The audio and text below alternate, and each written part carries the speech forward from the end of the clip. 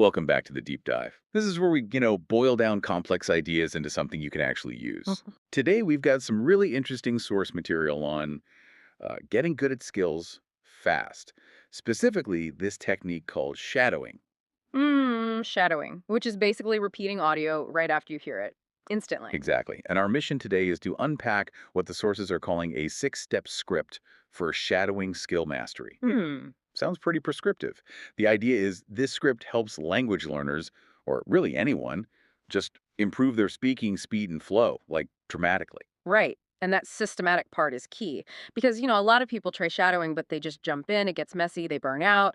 They try matching full speed immediately. And honestly, your brain just can't juggle listening, understanding, and speaking all at once like that. Too much going on. Way too much. Yeah. So this script, it gives you that structure. It's like a fast track because it isolates the different parts you need, helps you master them, then puts it all back together. Okay, so it's like a structured drill Right. for your mouth and your brain, I guess. Pretty much. Yeah. We're going to walk through the specific steps that hopefully make this less frustrating and more like effective training. Right, let's get into it. Let's unpack this script. Where does it start? So, step one, it begins, interestingly, not straight with the shadowing itself, but with preparation.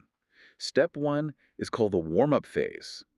Now, that feels a bit counterintuitive, maybe. If you want speed and flow, why start slow with like tongue twisters? Hmm. Seems like wasted time. Yeah, I get why you think that, but it's because achieving that instant flow, it needs automaticity. Yeah. It needs to be almost unconscious. Think about a musician warming up with scales before a fast piece. It's the same idea. The source is pretty clear.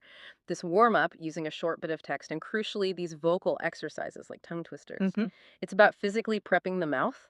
Oh, okay. We need that muscle memory, the motor control to be so smooth, so automatic that it frees up your brain power for the real task later on, Yes. processing what you're hearing and matching the speaker's flow.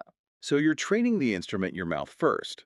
So the brain isn't bogged down trying to figure out how to make the sounds while also trying to listen and repeat at speed. Exactly. If you skip the warm up, your brain's trying to do two hard things at once. What sound am I hearing? And how the heck do I make that sound? Step one sorts out the how. Got it. That makes the warm up sound, well, essential. It really is. Okay, so once we're physically warmed up, primed, we get to step two, slow shadowing.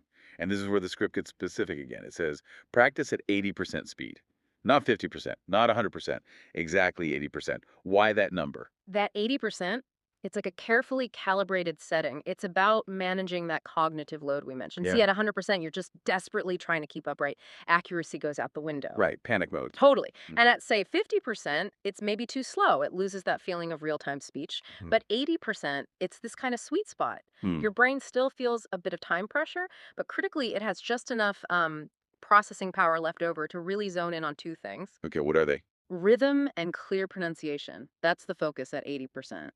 So at this stage, it's not actually about speed itself. It's about getting the structure right, the rhythm, the sounds, building the skeleton of it. Precisely. You're teaching your vocal system the sequence, the muscle memory, without the stress of failing to keep up. Slowing it down lets that mechanical foundation really set. That makes sense. You're embedding the pattern. Yeah.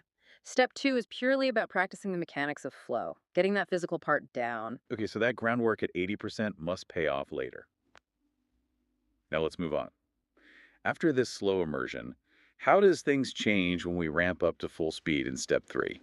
Real-time shadowing. Okay, so now, because steps one and two have hopefully made the physical mechanics more automatic, Less thinking about how to make the sounds. right, your brain is freed up to focus on the, let's say, higher level stuff. In real time shadowing, the script says your concentration has to shift entirely to capturing the speaker's intonation and their stress patterns. Intonation and stress. We hear those words a lot. Can you break that down? What are we actually listening for and trying to copy there? Sure, intonation. That's basically the music of the speech, the melody, right? How the pitch goes up and down. It tells you if someone's asking a question or if they're surprised or maybe being sarcastic. It's the tune Okay. and stress patterns. That's about where the speaker puts the emphasis. which syllables or words they punch a little harder. If you miss the stress, you often miss the intended meaning, even if your pronunciation of the words themselves is perfect. Ah, okay. So getting those right at full speed. Yeah. That's the key to sounding natural, not robotic. Exactly. You move from just saying words to actually conveying the feeling, the intent behind them. That sounds intense. Real focus required there. And then immediately after that intensity, we hit step 4. The script calls this one non-negotiable: recording and feedback. Why is hitting record so vital? And let's be honest, why do most of us hate listening back to ourselves? We hate it because, well, we usually think we sound better than we do. It's a self perception bias, isn't it? When we're speaking, we hear our voice sort of internally through bone conduction and all that. And our brain does this funny thing where it subconsciously smooths things over. It edits out the little mistakes in real time. So we think we nailed it. Pretty much. We often believe we're much closer to the original speaker than we actually are. Hmm. It's a bit like that Dunning-Kruger thing, but for how we sound. So, the recording step is mandatory because it forces critical self-assessment. You need objective feedback. Until you actually play it back and really listen to your race, you can't properly close that feedback loop. You won't hear where your intonation was flat, or where you slurred a word, or where you hesitated. This step is what turns it from just, going through the motions into an active measured process. Diagnosis, then improvement. It demands, some brutal honesty with yourself. That's powerful. Finding the gap between what you think you did and what actually came out of your mouth, that's the real shortcut, isn't it? It absolutely is. Okay, so once we've got that core loop going, warm up, slow practice, fast practice, assess we move to the last part. Starting with step 5, optional advanced steps for pushing things further. Exactly. This is about adding controlled stress, variety to stop yourself just plateauing. You've got the basics, now stretch. The source mentions some good examples like um, trying to shadow someone with a completely different accent that Mm. forces you to listen really carefully. Ooh, tricky. Or if you're feeling confident, maybe even trying to shadow the audio played slightly faster than the original speed, like Right. 110%. Okay. These aren't essential every time, but they force those new pathways in your brain and mouth to become more flexible, more adaptable. So you've achieved real mastery, not just repeating one specific thing perfectly. That sounds like a good way to make the skill robust. Okay, and then finally, step 6. This sounds like the big picture view. Reflection and long-term growth tips. What's the advice for making this stick? Yeah, this is less about the single practice session and more about the overall strategy, the mindset. The script highlights a few key things for, sustained improvement. First, it really hammers home daily practice, even short bursts. Consistency beats infrequent marathon sessions, hands down. Keep the engine warm. Exactly. Second, use engaging short content. Find audio you actually like listening to. If it feels like a chore, you'll stop. Keep it fun, keep it brief. Makes sense. But then there's this sort of the core philosophy underpinning the whole thing. The most crucial piece of advice, maybe, Which is, prioritize speaking flow over absolute perfection. okay, wait. Flow over perfection, that needs unpacking. Isn't the goal to get it right? To eliminate mistakes? Well, yes, eventually. But what's really fascinating here is the focus. The immediate goal isn't flawless output, it's sustainable fluency. It's about communication. Think about real conversation. If you stop and stumble and correct every tiny little slip up, a slight mispronunciation, a Like, mis what you is have to it? lose the rhythm, you sound hesitant, you probably get flustered. Precisely. You Right. kill the flow. You destroy the confidence you need to actually speak in real time.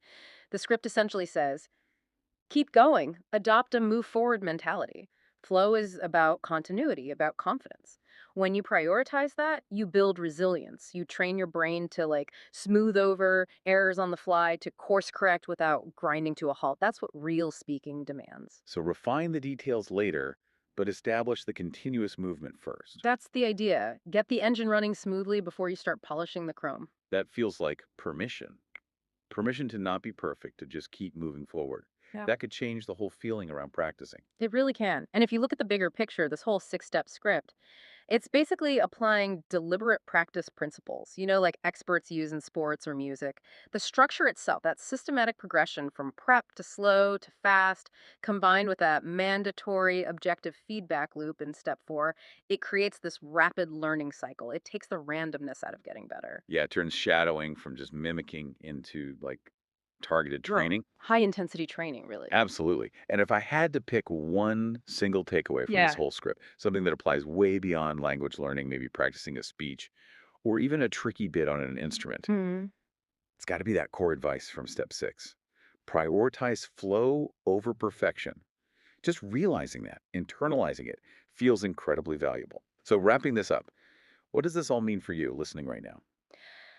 Well, here's something to think about.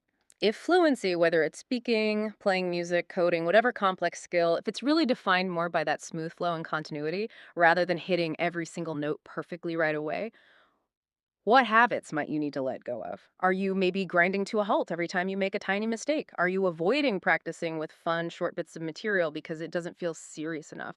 Maybe consider this. Mhm. If you truly embrace that idea, flow first, perfection later, like, how much faster could your own path to mastery become? That's the thought to leave you with.